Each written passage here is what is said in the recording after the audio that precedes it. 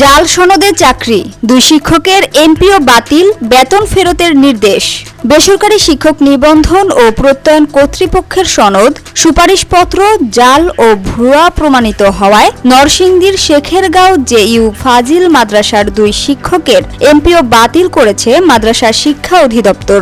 একই সঙ্গে প্রতিষ্ঠান প্রধানকে সতর্ক করে বেতন ফেরত এবং আইনানুগ ব্যবস্থা গ্রহণের নির্দেশ দেওয়া হয়েছে।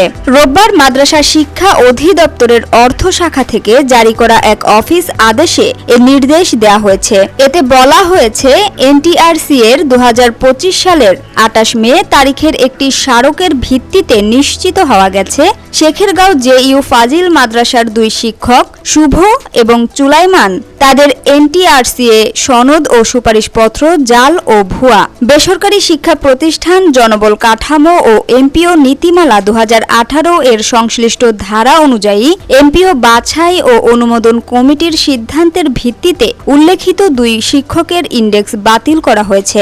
এতে সংশ্লিষ্ট মাদ্রাসার অধ্যক্ষকে সতর্ক করে আরও বলা হয়েছে, ভবিষ্যতে যেন এমন কোনো জাল সনদধারীর আবেদন পাঠানো না হয়। পাশাপাশি বর্ণিত 2 শিক্ষক ইতিমধ্যে সরকারি খাত থেকে যে বেতন ভাতা উত্তোলন করেছেন তা সরকারি কোষাগারে জমা দেওয়ার নির্দেশ দেওয়া হয়েছে।